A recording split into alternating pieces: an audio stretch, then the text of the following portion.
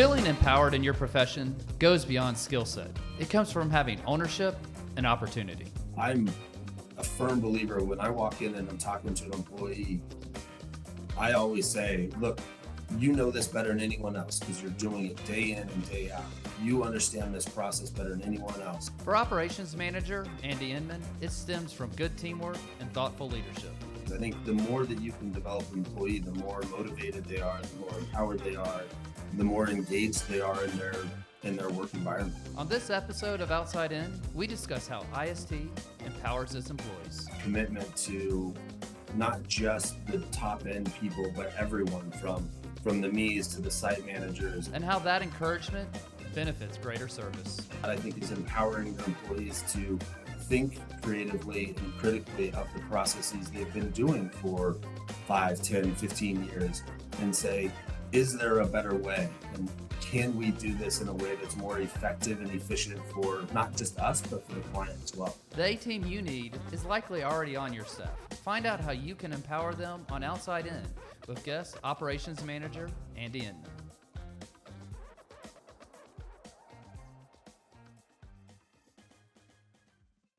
Welcome to Outside In, Andy. Thanks. Absolutely. To start, I'd love to hear how you got into the facilities management industry. I started 20 plus years ago working in law firms. I started at the ground up, running mail and doing copy jobs and print jobs. And it kind of grew, as my success increased and I learned more and more about the law firm environment. Eventually someone said, hey, we'd really like Andy as a workflow analyst. And so I kind of stepped out of law firms and started looking at not just legal, but all different industries and got some experience with what it's like in the corporate environment and what it's like to view processes in different industries.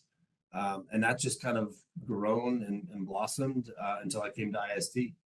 Excellent. I can relate to that, at least the beginning part of that career in this world. I also started at a field location with IST, delivering mail, running a file room for a large insurance company. I think you get a lot of the same pressures in that insurance world that you do in the law firm world. A lot of urgency, a lot of trying to cover your butt and everything and all that with the different end users you're supporting.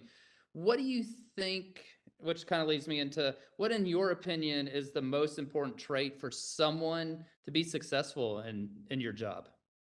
I think having a good understanding of processes, understanding of how things operate, and being able to lead multiple teams across multiple sites is super important. Those skills, understanding processes, understanding how to take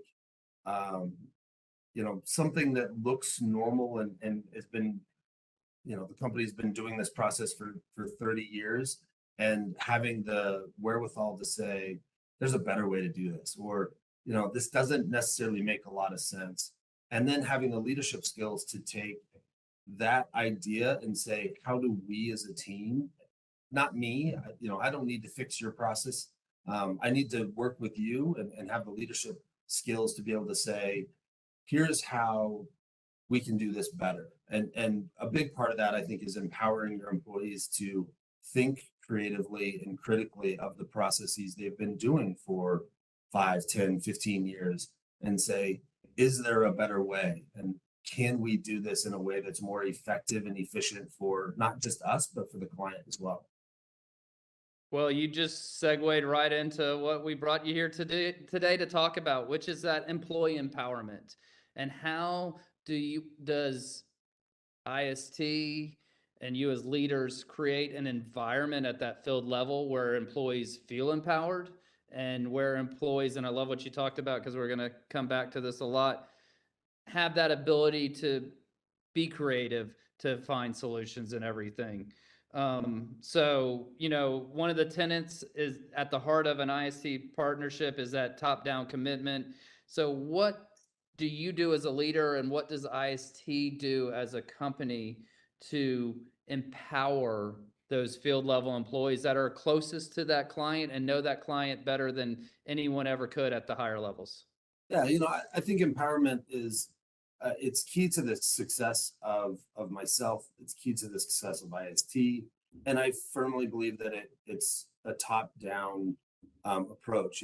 Hal has done an amazing job of really empowering myself and my peers, and he does that through honest communication, honest feedback. He wants to celebrate everyone's wins. He wants to discuss the times that we've fallen short. He wants that open dialogue.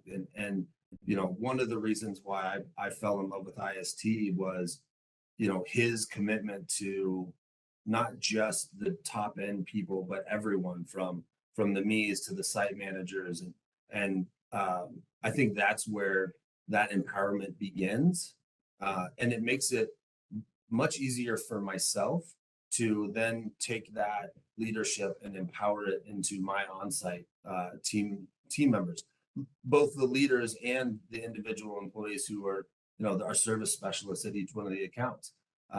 It makes that transition really smooth, and IST has a lot of programs in place that allow that to be seamless and easy. One of my favorites is the Blackman Bucks. You know, a lot of what I have seen in other companies and other corporations is, there's one time a year that there's merit increases, and that's it. And realistically, there's only that one instance an entire year where people are really recognized for their contributions to the company. And I think Blackman Bucks is a great example of continual opportunities for leadership to say, hey, you guys are doing an amazing job, and here's something that I can give you, daily, weekly, monthly, that expresses our appreciation of their hard work.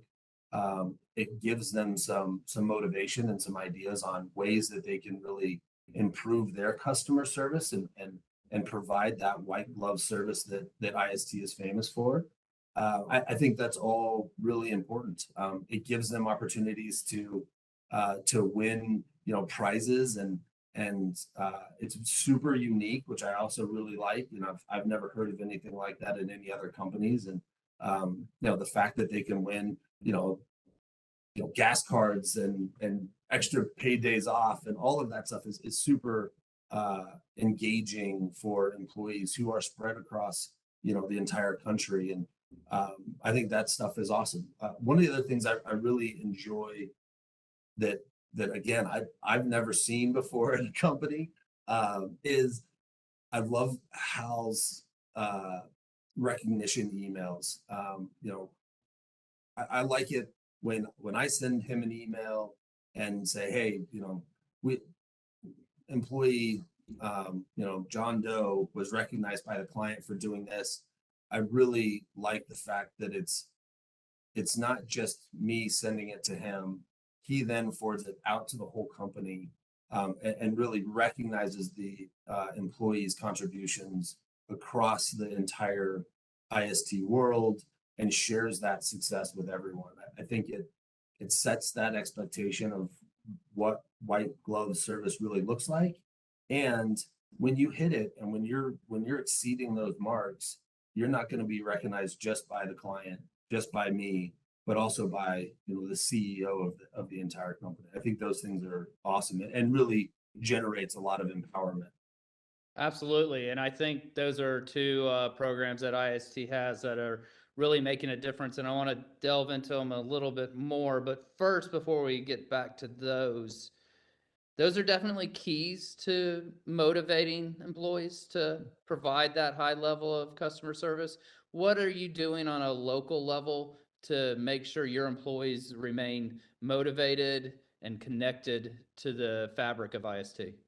Yeah, I've always felt that it's super important to give each employee an understanding of their roles, setting expectations so they know what that expectation looks like, and know what the standard really is for their position, and not just their position, but the site as a whole, and how we as IST are providing these services to the client, and then giving them opportunities to make that better. I'm a firm believer when I walk in and I'm talking to an employee, I always say, look, you know this better than anyone else because you're doing it day in and day out. You understand this process better than anyone else.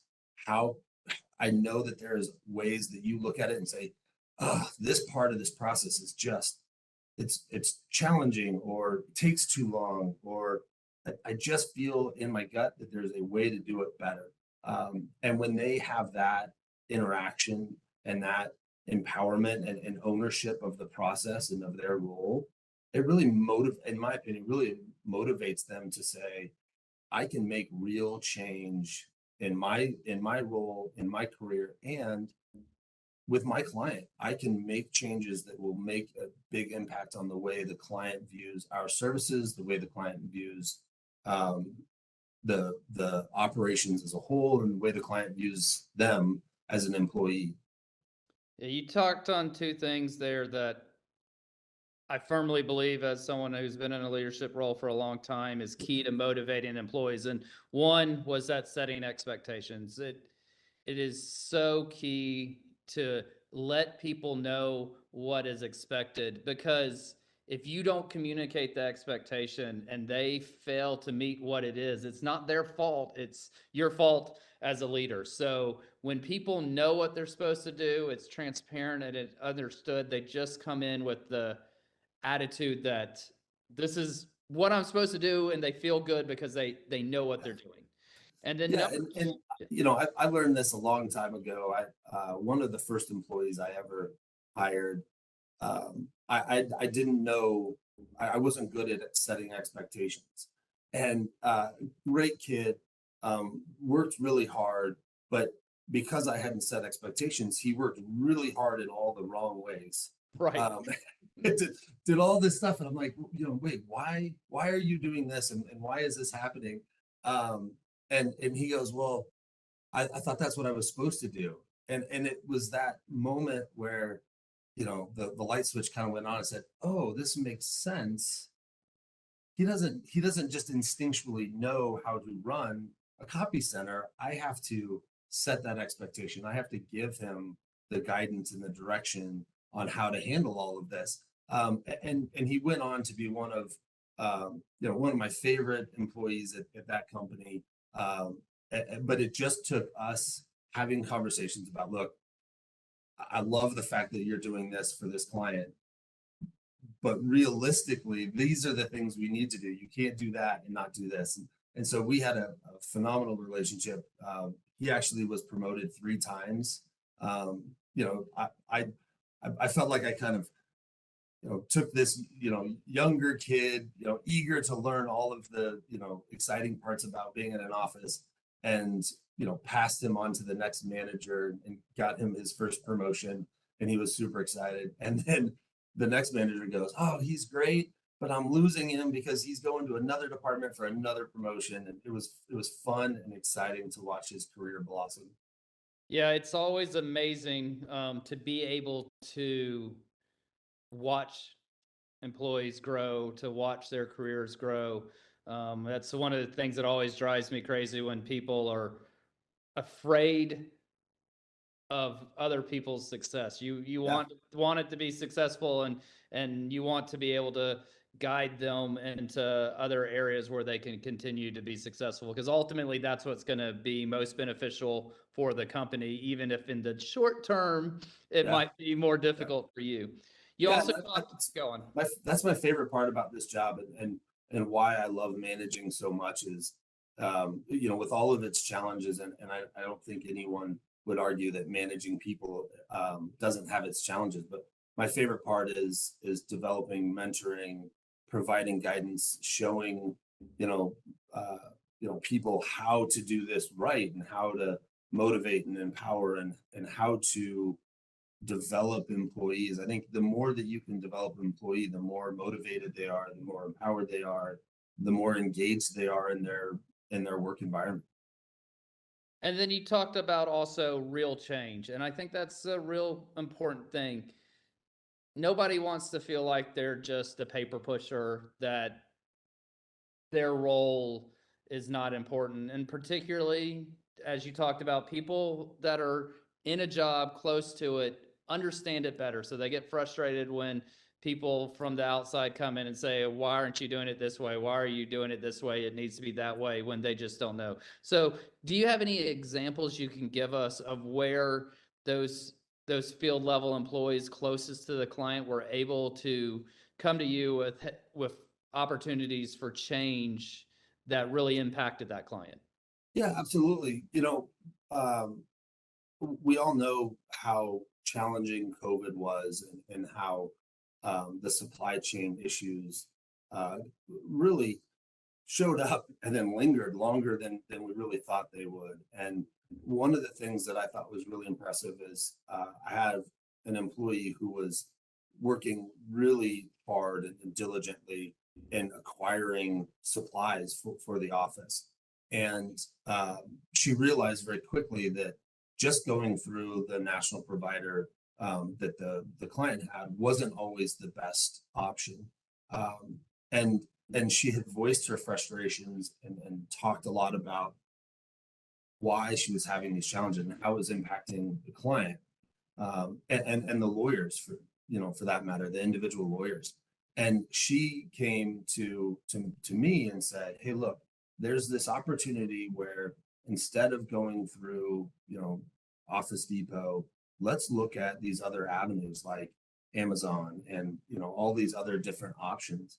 And she started to put together this massive spreadsheet of different uh, products that were really hard to acquire, and where we could get them, how quickly we could get them, and at what price was the right price. And it was a lot of work, but she really took the initiative to say, I know this is a problem. I feel like there's a better solution.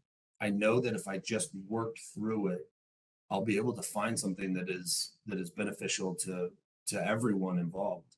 And it was fantastic. And as a matter of fact, we're still using that spreadsheet, in other locations to say, hey, look, this is a good way to say. Sometimes it's best to use this one, but when things are tough and you got to find it and you need it quick, here's some other avenues to go about getting that supplies. Yeah, that's another really important reason at the end tail end where you talked about it's being used other places. Why it's important to be open to listening to people's change and their ideas, because what works one place might also work in several others. So when you're able to see that impact there, you as a leader are able to take what you learned there to other places and help clients grow in ways that other people hadn't even thought they could help, but someone else recognized. Yeah, and that collaboration is huge, and there's so many opportunities, not just within one client that's got different offices across the country, but looking at that process and saying this process works for client X, but it also could potentially work for client Y. And if I take it to them and give that to my employees and say, hey, how can we modify this so that it works for your environment? How can we take these same principles and improve a process or processes in your environment? It's that part is great from a leadership perspective, and being able to have those cross uh, pollination of clients. It's I have monthly meetings with all my site managers for that very reason. Is to say, what issues are you seeing? What issues are you seeing? What success stories are you having that may be replicated elsewhere? It's that part of the collaboration is super important. And I love where you've gone on collaboration. You started to talk about those monthly meetings. So one of the keys, in my opinion, to employee motivation and improving customer service is communication. And it's very difficult for corporations that outsource, where their employees are not all in one office. I work in the corporate office. We've got 90 people here. My whole team works here. It's easy for us to communicate. It's easy for us to collaborate. It's difficult for us, and even though it's one of our tasks, to communicate the vision of IST out to all those employees. So how do you ensure that corporate communications are going out through everybody, whether that's through some of those different programs, that Blackman Bucks that you talked about, that employee recognition that Hal's so great at doing? How are you making sure those employees are hearing that? And how are you making sure those local employees are able to connect and communicate so that you can improve those processes on that local level also? Yeah, I think a big part of that, we all live in an email world, and a lot of those communications come through email. And what I've taken is email's great, and it's a good way to get a lot of information out. But oftentimes that information is better received and more easily digested if it's done in person. So the site manager meetings that I have, on a monthly basis are big for that. And one of the things that I do at the beginning of those meetings is talk about, IST news and things that are coming down and changes to programs or opportunities that we're seeing, things that, recent success stories, all of that stuff. I spend a little bit of time on that. And then the other side to that is I have told all of my site managers, I don't want to be the one who talks. I don't need to hear my own voice. I want you to talk. I want the group to share. I want you all to talk about what's going on in your sites. And then I want that conversation to be passed on to your team, and sent to your team and team meetings, and have conversations about what's happening in IST and what we're seeing at other sites and what other clients, and sharing information that way.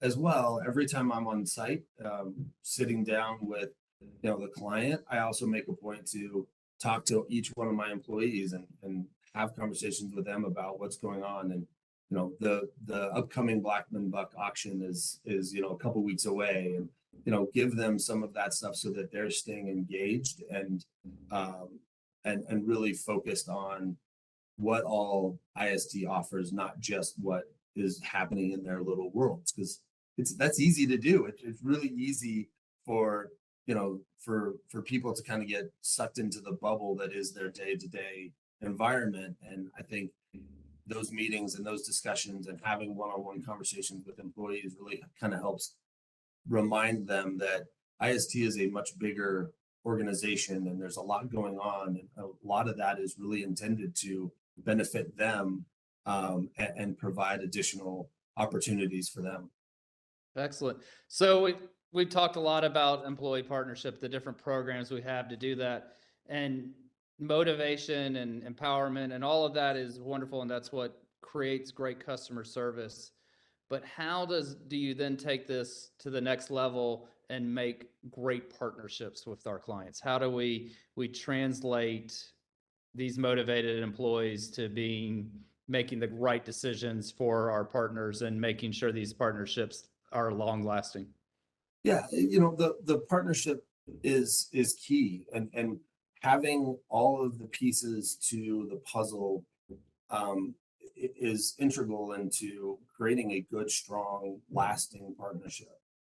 It helps through the good times and helps through the bad times, and understanding that by having a empowered team and a motivated team and a team who's excited about making positive changes, all of that really builds to the partnership that we have with our clients. And it allows us to say, look, we can take these this mindset that we have with this team and apply it to other aspects of their company. It gives us the opportunities to grow, to provide additional services for our clients. It provides us opportunities for the client to say, hey, look, I use IST, my buddy John down the road could really benefit from IST because he's having the same issues that we were. And the only way that partnership really grows is by having a good, motivated, strong, empowered team, on the ground doing all the work day in and day out. Absolutely.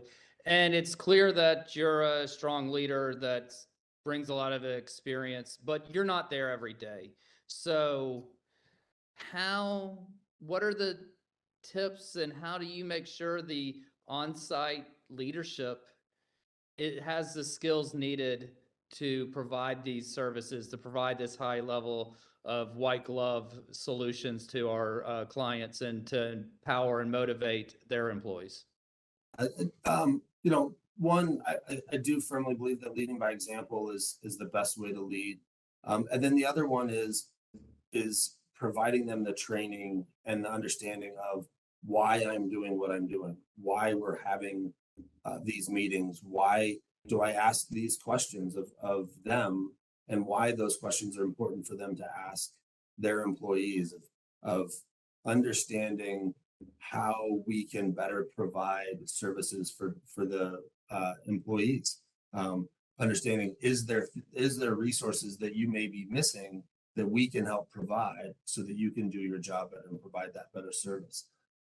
I develop all of my site managers with the idea that hopefully one day one of them is going to take my job so that I can take the next job, up, and having a good succession plan for myself and for my team has always been super important to me. It's developing the people, seeing and recognizing the skills that each of them have. And my goal is always, hey, I'll impart with you whatever information you need, and I will give you all the experience that I have, 20 plus years doing this. I've seen it all. Well, I say that, and then every time Always something that, yep, yeah, there's always something new. Yep, yep. But you see so much over those years that I'm all about giving as much of that information to my team and providing as much of that detail as I can so that they can learn from both my successes and my mistakes. And a lot of this is me saying, yeah, when I was in my my early years as a manager, these are the mistakes I made, and this is what I had to learn the hard way. And I hope you don't have to. That develops a really strong on-site leader. That strong on-site leader develops great partnerships with our clients. you talked about there. Unfortunately, there's always something you didn't expect, and unfortunately, the something I didn't expect is not normally good. It's normally when something's going wrong. So I was just curious if you can give us an example, because we've been talking about empowering our employees. We've been talking about that. Can you give us an example of when something went wrong, but because your employees knew they were empowered, knew they could make real change, were able to quickly solve a client's issue that arose? Yeah, you know, we're all humans. We all make mistakes. We all have a desire to do good work and produce good services and provide excellent service. And so when mistakes arise and when it happens, to me, it's always been how you handle a mistake. It's not the mistake itself; it's how you react to the mistake.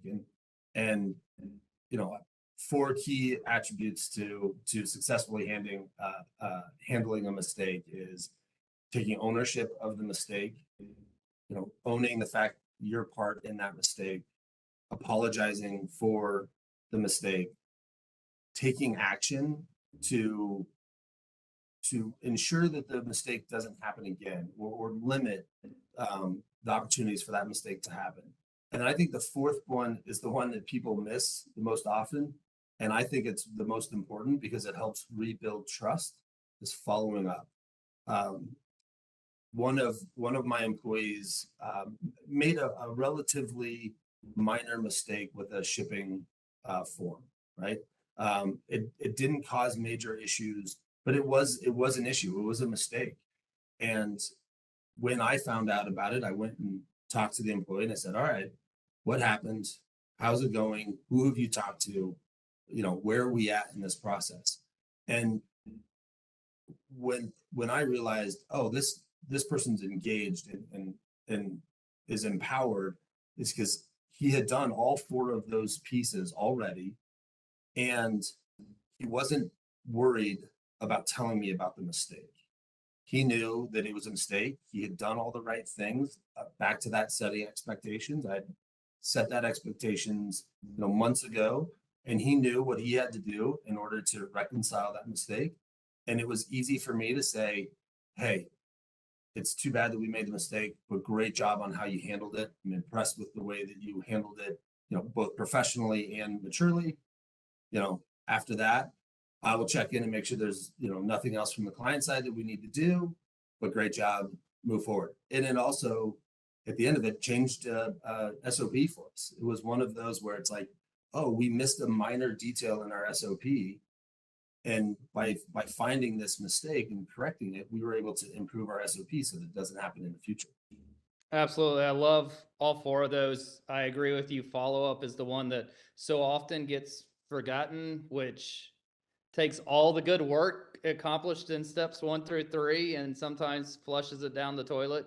So it's great to really bring emphasis on that. And, one of the things I always tell my employees when something goes wrong, don't come to me with the problem, come to me with the solution. Because when they're engaged and impact and understand that they're there to fix it, also it makes for them just to provide a higher level of service for our clients, which, obviously in our case is our ops and sales team and other internal clients. So Yeah, absolutely. I want to close this up with just one last question. Just based on my role and everything, creativity and the creative process really is core to everything I do. And I think, employee motivation and empowerment comes back to creativity. So can you talk about how you're communicating and giving your employees opportunities to be creative and be part of the creative process versus just doing that rubber stamp every day? Yeah, absolutely. We have standard operating procedures for a reason. There's a way that we want these things to be done. And what I do is I say, look, these standard operating procedures, these SOPs are living, breathing documents. They're intended to be living, breathing documents. Just because myself or someone before you saw a process going this way doesn't mean that that is the absolute perfect process to go about it. So as you're doing the job, as you're learning the job, as you're perfecting the job, have fun with ways that may make that better, right? As long as we're staying within, the boundaries of limiting our mistakes, have fun, enjoy taking some risks. And one of the things that I learned years and years ago, with the employee I mentioned earlier who really blossomed through his career, is I had a very specific way of training someone on how to do copy drops in a way that limited errors. And it was him who said, that doesn't work for the way I think. And I said, hey, then let's brainstorm. Let's talk about how this works. Let's, try different things and let's go through a QC process to see if it's working for you. And I've taken that philosophy throughout. Is the way my brain works is different than the way your brain works, and it's different than all the other employees that we have under our employment. And so those opportunities to be creative in our problem solving, one, empowers them more and more, which is great, but it also allows everyone to see things their way and see ways that they can do it that makes sense to them. Not everybody learns the same way. So giving them opportunities to say, hey, if you think there's a better way to do it, let's check it out. I'm happy to take a look at and try, anything and everything out there just to see if it works and see if it's something that's a better way to do things. And when at IST you take that risk and you find that better way, there's a good chance you're going to end up with some Blackman bucks and an email from Hal Blackman to the whole company, talking about what you did and what type of impact you made. Yeah, absolutely. Which is great. I mean, that recognition shows, that we as a company value, your creativity. We value what you're after is the best service that we can possibly provide. Wow, what a great way to wrap this podcast up, Andy. This has been fascinating. It's been amazing to hear your passion for service, and more importantly, how you're ensuring that your employees share that passion, are recognized for that passion, and are able to give that passion for service to our clients. Thanks, Brad. It was a lot of fun. I enjoyed it. Excellent. Thank you, and have a great day. Thank you. You as well. Thank you to our production team, Lance Gardner, Amy Godwin, Lacey Pepe, Jose Ruiz Velasco, and Eric Willis. To learn more about ISC Management Solutions and how they can benefit your business, check out iscmanagement.com and follow us on LinkedIn. To hear more Outside In, subscribe on your preferred listening platform.